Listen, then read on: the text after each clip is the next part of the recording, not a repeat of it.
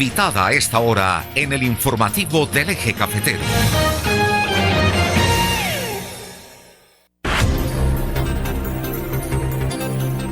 Ya son las 7 de la mañana, 36 minutos, y aquí está con nosotros la congresista por el departamento de Risaralda, la doctora Carolina Giraldo Botero.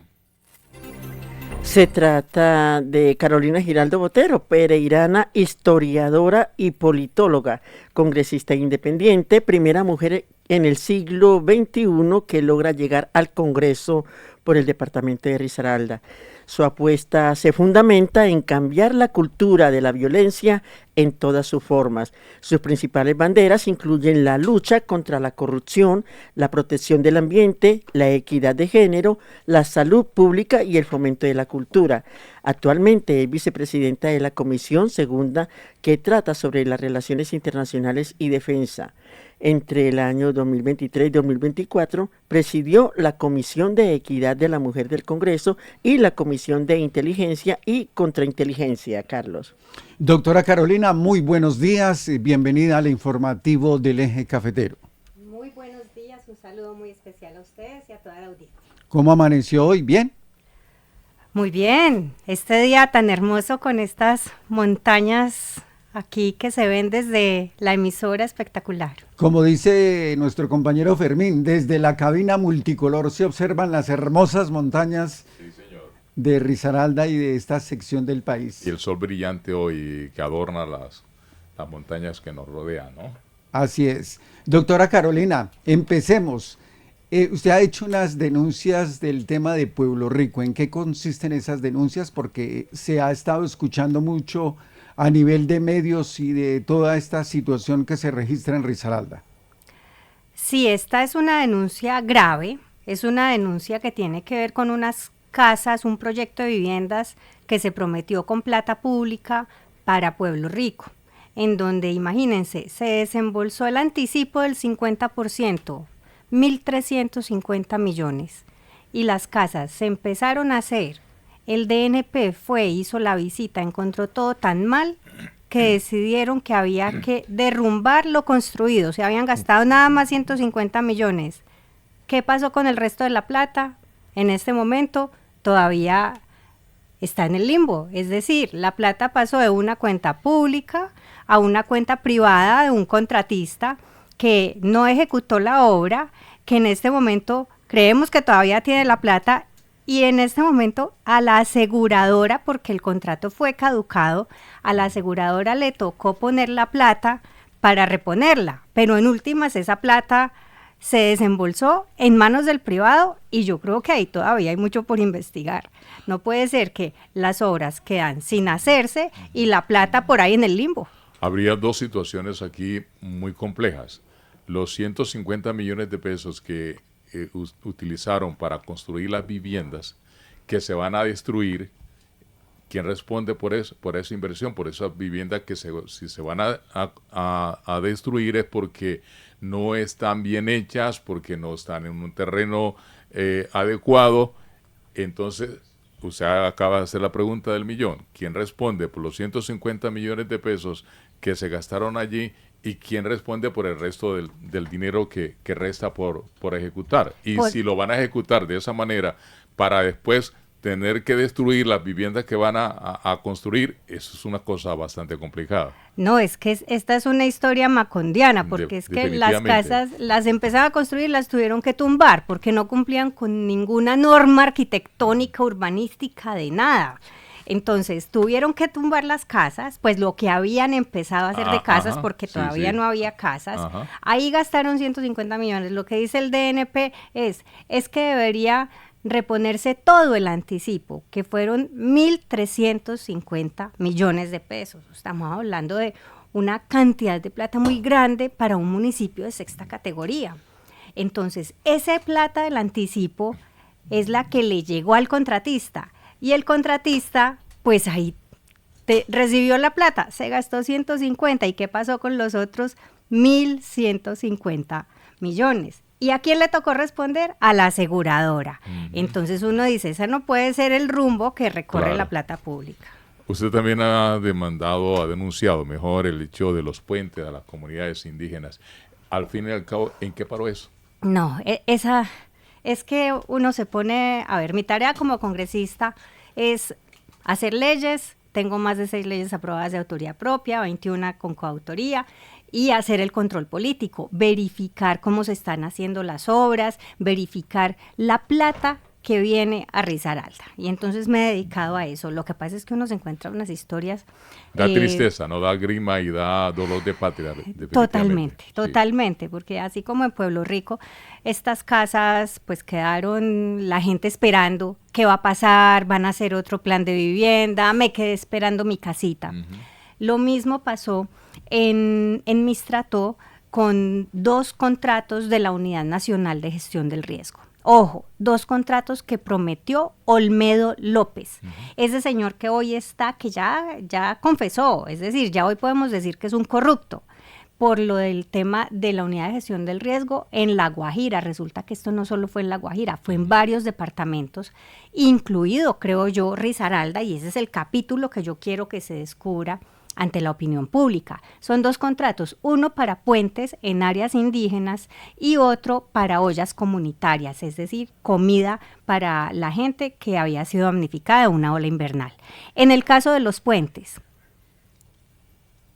gracias a mis denuncias logramos que se hicieran 2 puentes que habían prometido en Pueblo Rico, pero el contrato de Mistrató todavía tiene muchas irregularidades. El contrato de Mistrató originalmente les decían era para 12 puentes y está escrito así, 12 puentes. A mitad del contrato les dicen no van a ser 12, van a ser 6 por la misma plata.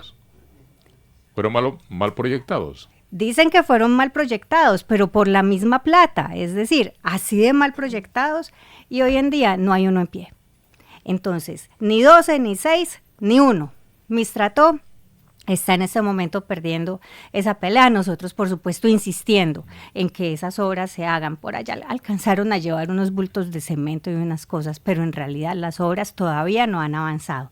Y luego el contrato de las ollas comunitarias, ambas cosas las prometió Olmedo López en el mismo momento, en una visita que hizo a Mistrató, en una asamblea gigante con comunidades indígenas, que me parece muy triste también que se les engañe y no se les cumpla. Entonces, en el caso de las ollas comunitarias, el 41% de los beneficiados, eran más o menos 7,000 personas, estaban en Mistrató por damnificados de esa ola invernal. Hicieron finalmente el contrato y sacaron a la gente de Mistrató, entregaron la comida en otros municipios del país, otros también afectados por ola invernal, pero también en unos barrios de Pereira donde no había damnificados de ola invernal. Entonces se quedaron los de Mistrató sin la comida y en cambio los de los barrios de Pereira no damnificados pues recibieron comida. Este es Colombia, este es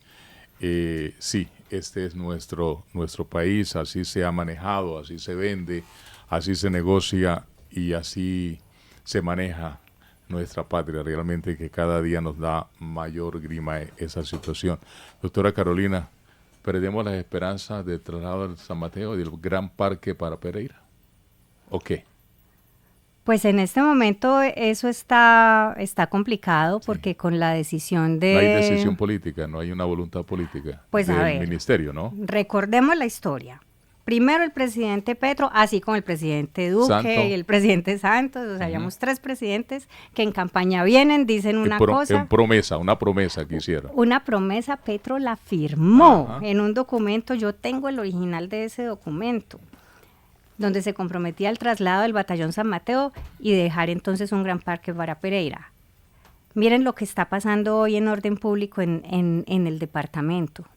Lo estratégico que es ese sector de la Virginia para llegar más rápidamente al occidente, a Mistrató, a Belén, a Pia, donde está pasando, tenemos los problemas de orden público. Entonces es muy estratégica la ubicación de la Virginia. Pero luego vinieron y nos dijeron, no, nos echamos para atrás, eso ya no va, pero... se comprometieron a que se abrieran unos espacios dentro del Batallón San Mateo para la ciudadanía, porque la gente no conoce, pero adentro hay senderos, hay canchas, algunas se alcanzan a ver desde afuera, pero la verdad es que lo que hay adentro tiene mucho para el disfrute ciudadano. Obviamente hay unas partes que no se podrá entrar por temas de seguridad, pero entonces seguimos trabajando en eso para que por lo menos los ciudadanos puedan entrar, y creo que sería un laboratorio social muy interesante para la cultura ciudadana, la educación ambiental, y uno poder caminar en estos senderos en medio de estos guaduales y sintiéndose seguro, pues qué maravilla sería. Perdimos una gran oportunidad con un hijo de esa ciudad, sí. Pero un mal hijo, un pésimo hijo. Es que siempre lo decimos, hace 25 años venimos diciendo lo mismo y nuestros oyentes no nos dejan mentir. Los hijos de Pereira que alcanzan grandes posiciones a nivel nacional le han servido poco a esta ciudad. Y el ejemplo que yo pongo es, parece que fueran hijos de mamá prostituta que le da vergüenza o hacen nada por la ciudad. Luis Carlos Villegas, ministro de Defensa Nacional, como no lo dejaron hacer un plan de vivienda ahí en el San Mateo, entonces no hizo nada. Lo que de pronto había iniciado con el empeño no hizo nada, no hizo ningún esfuerzo por trasladar el batallón San Mateo a la Virginia y dejarnos ese espacio para un gran parque. Ahí está la situación. Desde que no se pudo con Villegas, yo dije, las cosas van a estar muy difíciles, doctora Carolina. Pues estuvo muy difícil. Yo la verdad es que pues desde que llegué al Congreso, eso logramos que quedara en el Plan Nacional de Desarrollo. Recordemos que el presidente se comprometió no solo en campaña, sino ya siendo presidente cuando estuvo en Quinchía, se comprometió también con el Gran Parque San Mateo, pero luego se echaron para atrás. Entonces, muy triste. Promesa. Allí muchas leyes que son positivas, necesarias, vitales para la convivencia y la vivencia misma de nosotros como colombianos. Me encanta que su apuesta esté fundamentada en cambiar la cultura, la violencia en todas sus formas, en la equidad de género. Y le digo esto porque todo lo soporta el papel, todo lo soporta las leyes. Se reúnen, micrófono aquí, disgustos aquí, desacuerdos. ¿Cómo va el asunto de la ablación? Bueno, va bien, ya vamos para el tercer debate, es decir, el primero que se hace en el Senado. En total son 4 debates, entonces vamos a mitad de camino.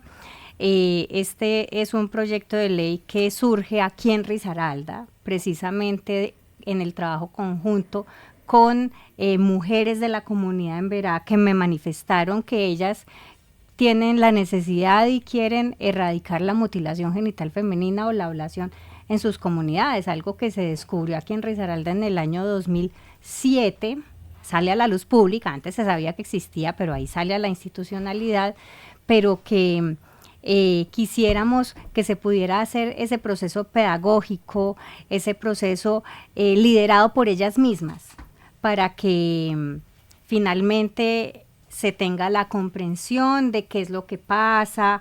Esta es una práctica nociva, mueren las niñas o quedan con infecciones, con secuelas a largo plazo, y haciendo esa pedagogía de lo dañina que es la práctica, los efectos, entonces lograr que quienes la practican pues tomen conciencia. Pero ellos dirán que es su cultura. Imagínese que no. Imagínese que incluso ellas mismas nos han dicho, para nosotros no es cultura porque no es ancestral, no lo ven como algo propio, del derecho propio, porque seguramente, como lo ha estudiado el historiador Víctor Zuluaga, es una práctica que vino de África en el momento de la colonización. Llegó con las personas esclavizadas en las culturas africanas y probablemente en un ejercicio de intercambio cultural, como pasó con otras cosas, como el bastón batú y demás, lo adoptaron. Pero ¿qué busca en sí esta ley, doctora Carolina Giraldo, cuando ya ha habido acuerdos? Aquí eso viene de tiempo atrás, yo me acuerdo por ahí 15, 20 años, en Risaralda hemos venido tratando el tema de la ablación. Ese servidor ha hecho varios especiales cuando trabajamos para Telecafé. En fin, hubo un compromiso de los gobernadores indígenas, compromiso que no se cumplió, que no se puede cumplir, porque basado en lo que dice Victoria, es una cuestión cultural. Algunos dicen que es una cuestión cultural. Entonces, ¿la ley qué busca? ¿Castigar o qué busca la ley para erradicar definitivamente este fenómeno? Lo que nos han dicho las mujeres de las comunidades es, nosotros no queremos castigo, queremos pedagogía. Pero la pedagogía se viene haciendo hace tiempo. Pero de manera, mire que hubo un proyecto muy interesante liderado por el ICBF y el UNFPA, o sea, Naciones Unidas, pero el proyecto dura lo que puede durar un proyecto con financiación de la cooperación internacional. Sí, claro. Duró mucho, duró como 4 años. Sí, sí, sí. Pero luego, si esto no es continuo, no se va a lograr nada. Lo que queremos con esta ley es precisamente que se vuelva una política de Estado y que entonces el Estado tenga la obligación de ir a las comunidades, de ver en las comunidades el empoderamiento femenino como está, porque ellas mismas en cada comunidad hay 1, 2, 3 mujeres que dicen no queremos que siga pasando esto y que sean ellas mismas quienes multipliquen ese mensaje en las comunidades. Entonces, por un lado es un proyecto de ley de pedagogía para el cambio cultural. Y por otro lado, ¿para qué necesitamos hacer desde la institucionalidad cuando tenemos los casos? Los casos llegan, el ICBF necesita saber qué hacer, tener protocolos absolutamente claros cuando llega un caso de ablación, cuando llega al sistema de salud, qué hacer en el sistema de salud y que todo el mundo finalmente termine hablando el mismo idioma sin revictimizar a las mujeres, sabiendo cómo hablar de esto.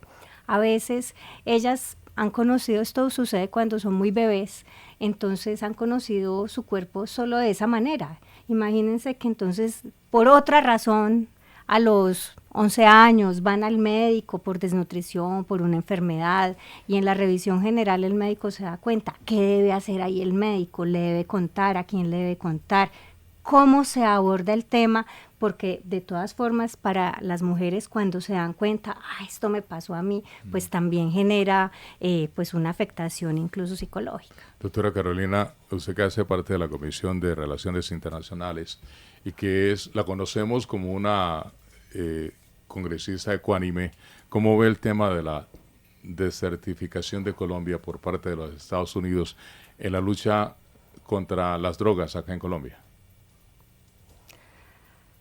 Pues me parece un mensaje desafortunado de todas formas, pero yo estoy de acuerdo con los que dicen que al que desertificaron fue a Petro y no al país. De hecho, cuando uno lee el texto de la Casa Blanca, no, sí, obvio, claro, dice prácticamente eso. Y el lobby que hicieron los alcaldes opositores, y están los congresistas de Estados Unidos que pues también de alguna manera son muy radical en su conservatismo y todas esas cosas, y lo que se dice es cierto y es para uno pensarlo.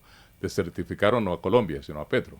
Sí, desertificaron no a Colombia sino a Petro. Ahora, yo hubiera preferido en un tono, digamos, más diplomático, evitar, digamos, esas cuestiones que suenan ahora, como estamos en época ya preelectoral, suenan como a campaña. Entonces, no me parece que la relación entre dos estados como Colombia y Estados Unidos deba permearse por asuntos de campaña. Eso sí no me gusta. Pero pedirle diplomacia a Petro es casi que un imposible. Y a Trump también. Bueno, y a Trump, sí, que son parecidos, sí, correctamente, sí, tiene toda la razón. Tal cual para cual. Extremos diferentes, pero que finalmente terminan pareciéndose. Bueno, doctora Carolina, ya tenemos 2 minutos para evacuar lo que nos hace falta de esta entrevista. Su balance de gestión en el Congreso de la República, doctora Carolina. Bueno, 3 años en el Congreso, más de 6 leyes aprobadas de autoría propia, 6 proyectos de ley más en curso, el de la ablación, uno para los vapeadores, hemos sacado adelante diferentes denuncias y debates de control político, me he ganado las amenazas también por eso, y todo el trabajo que hacemos por Risaralda, empujando los proyectos estratégicos de la región. A veces se nos dan las cosas, a veces no, pero ahí estuve la semana pasada en el Departamento Nacional de Planeación pidiendo la inversión para Risaralda, viendo qué va a pasar con la planta de tratamiento de aguas, que nos anunciaron que la licitación se va a abrir pronto, pero también pidiendo una plata para el aeropuerto Matecaña, viendo qué está pasando con dotación para los colegios en diferentes diferentes municipios del departamento. Entonces es una tarea constante de relacionamiento, pero recordemos que hace un congresista. Un congresista hace leyes y hace control político. El dueño de la chequera, el dueño del presupuesto es el gobierno nacional. Así que si aquí finalmente llega una inversión para un colegio y tal, pues esa chequera salió del gobierno nacional. Eso no sale del bolsillo de los congresistas y es muy importante que ustedes gestionan, que la gente que es lo una sepa. cosa... Nosotros empujamos, Empujamos. sí, Sí, claro. empujamos, pero finalmente la decisión final la tiene que tener el gobierno nacional. Brevemente nos resume lo de la ley de vapeadores, ¿en qué consiste? Bueno, ¿Prohibirlo? los vapeadores son estos cigarrillos electrónicos tan populares entre los jóvenes, desafortunadamente. Muy populares. Muy populares. La gente cree que no hacen daño. Que no son nocivos. Y resulta que hacen mucho daño, pero muchísimo daño. Entonces, primer mensaje para los jóvenes y para los padres de familia, esto sí hace daño, está demostrado que hace daño. Y como es dañino, necesitarían pagar impuestos saludables, como lo hacen los otros cigarrillos. Claro. Resulta que en el país no pagan ningún tipo de impuestos. Qué maravilla. Tienen un lobby muy grande y estamos en esa lucha. Es una lucha en donde las tabacaleras hacen un lobby impresionante, o para que no se pague ningún impuesto, o para que sean muy poquitos y decir, ya pagamos impuestos, pero que sea una cosa simbólica. Entonces estamos en esa lucha también en el Congreso. No la puedo dejar ir sin hacerle la pregunta del millón. Sí, se la iba a ¿Ya hacer yo. decidió? ¿Ya se decidió? Me adivinó Fermín. ¿O todavía no? Todavía no. ¿Y cuándo? ¿Y qué espera? Vamos a ver. Eso es... Cada día Estamos- trae su afán, ¿cierto, doctora Estoy viendo también qué Carolina? pasa con el partido y las coaliciones que determina el partido. Senado, la pregunta consiste, oyentes y televidentes, es ¿Senado o continúa en la Cámara? Entonces, la No, decisión está... Estoy esperando qué pasa con el partido y las decisiones del partido. Yo no quisiera que el partido se convirtiera en un partido petrista. Yo siempre he sido más de origen mocusiano, de centro, sí. y vamos a ver qué pasa. Muy bien. Muy bien. Es la doctora Carolina Giraldo Botero, congresista por el departamento de Risaralda, a quien le agradecemos su presencia hoy aquí en el informativo del Eje Cafetero. Muchos éxitos y más adelante seguimos hablando, doctora Carolina. A ustedes muchas gracias. Pausa y ya regresamos con más.